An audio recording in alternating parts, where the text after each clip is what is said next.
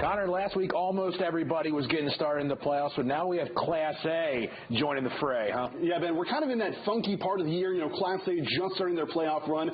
Some of the other classes, they're very much into it. And in 8-man football, a champion was crowned tonight. All right, can't wait to see it. Let's go to the highlights. Oxford Hills hosting Bangor in the Class A North semifinals. Vikings beat the Rams in South Paris last week. A different story now. Vikings trying to drive, but Kyle Johnson hits the quarterback behind the line, and Will Houghton finishes it off for the loss. Johnson ran for 3 scores on offense.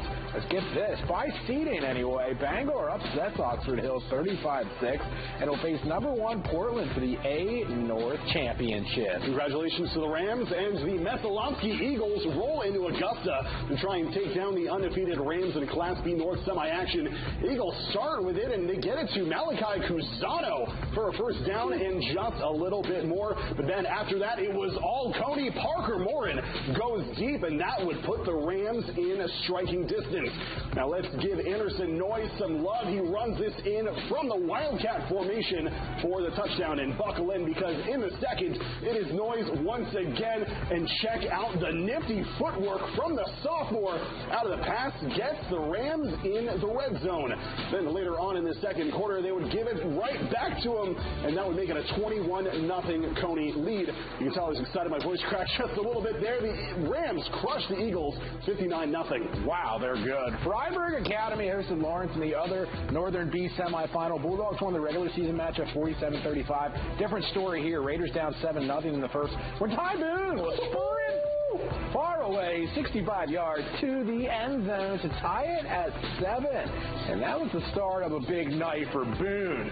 In the fourth, weaves his way all the way, an 84-yard score. He ran for 3 and caught another. Big numbers. The Raiders advanced 34-13 over the Bulldogs. They'll play Coney in what will be a great B North championship. Can't wait for that one. Class C quarters, Greeley coming in unbeaten at 8-0. Madomic thinking upset.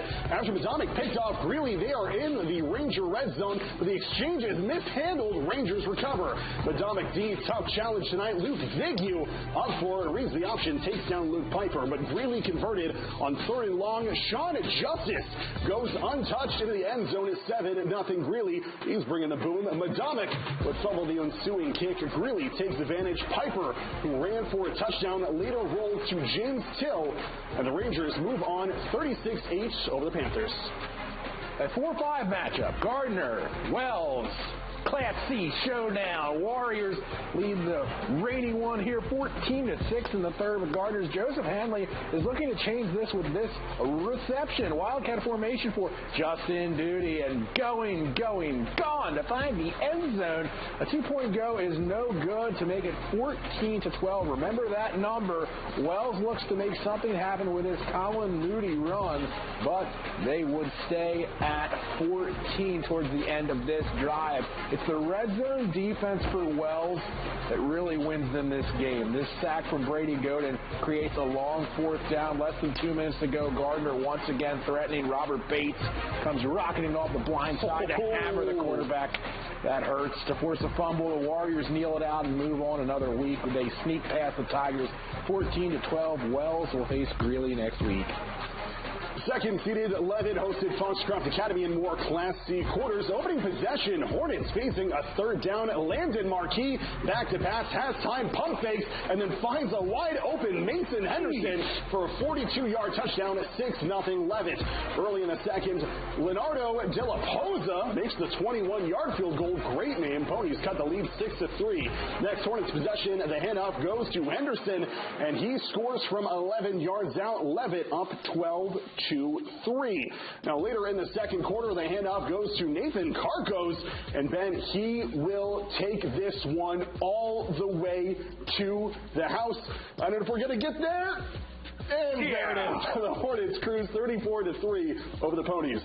All right, number 3, Herman hosts number 6, Nokomis in the C quarters. The Hawks, Sam Hopkins breaks away, 38-yard touchdown run on the opening drive. We've seen him do this all year, 7-0 Herman. Kid's a dog. Then Herman quarterback Ethan Curtis looking like Connor. Tyler Corson, the 16-yard score, 14-0 after one. And it's Curtis to Corson again, this time from 15 yards into your living room, 20-0. The Warriors strike back. Gabe Layton zips one to Seth Bowden, and he is gone. A 47-yard catch and run makes it 20-6. That kid's also a dog.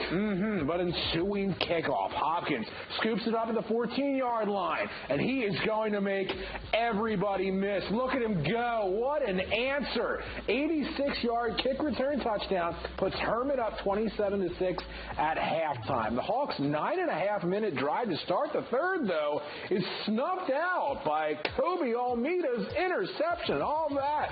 What a waste of time. Fourth quarter, 30-6 after a Herman field goal. It's the big guy, Jacob Merzen, after wait a second, pounces on the football, takes off on a huge return down to the 12. The Hawks would kneel it out from there. The final score, Herman 30, Nokomis 6. The Hawks will face Levitt next week. How about those Herman Hawks? There now you go. South semis, number 4, Oak Hill at number 1. Oh, this is you, my man. Throw up 21-7. That's all right. You were doing great. Fourth and goal for a few inches out. Coach Stone likes smashed mouth football. Jacob Fife takes it in 28-7. Oak Hill with time. Jacob Burnham powers in from a few yards out, 28-13. Oak Hill actually got an onside kick, but Winthrop got a stop and turned it over to their running game to run out the clock. What a good idea on a rainy, sleety, snowy, whatever night. The Ramblers beat the Raiders 28-13.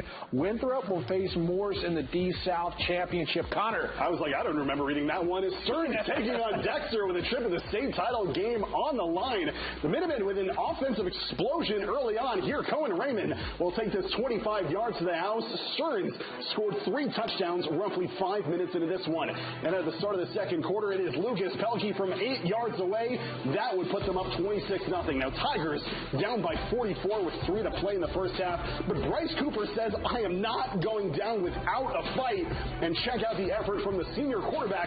He'll take it from his own 35 all the way to the end zone for the touchdown. And the field became a bit of a snowball as Lucas Pelkey scores yet another Minuteman touchdown. And how can you not love playoff football in the snow? And a quick check-in on some very excited Stearns fans. And you know what? They should be excited. Yeah. The Minutemen take down the Tigers 64-8. They will face Old Orchard Beach in the state championship. And it is time for the play of the night. We go back to Herman for the 86-yard return touchdown by Sam Hopkins. The Hawks could not be stopped, and their 30-6 win over Nokomis. That was just a crazy night of playoff football, but snow already? Are you kidding me? I was telling everyone this at Stearns. I've been waiting so many years to finally be able to film a game in the snow. And I overheard one of the Stearns players say that this is the type of game he's been waiting his whole life to play. I know they have cross-class competitions in wrestling at the end of the year. I wish some of these state champions could go at it, because there's been some outstanding ball across all the levels. There really has, and as we continue to get closer to finding out who's going to be winning a state title, that level of competition is going to get even better. All right, we'll be there the rest of the way, and there's more sports coming up next.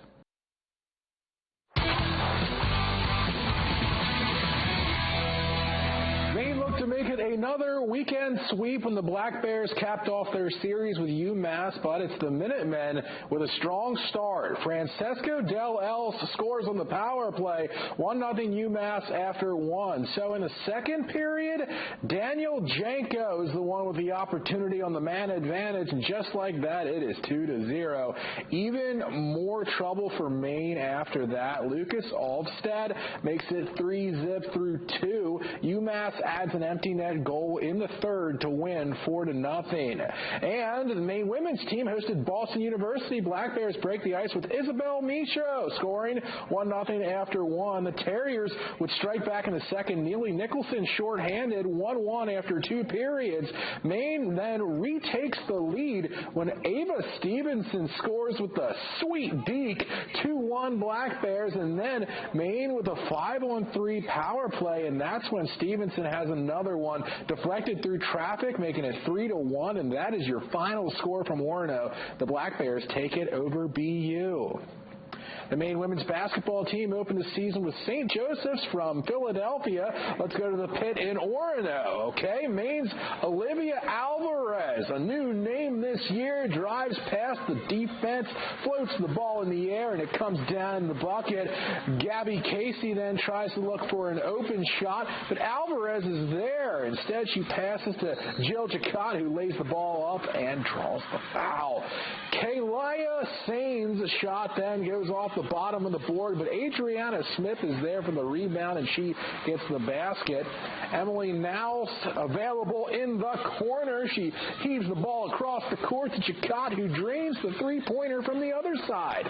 In the closing seconds of regulation, Maine down by 4 when Smith would recover the ball, miss the layup. Sain rebounds and passes to Esther Blaumfeld, who gets the three, but it is not enough.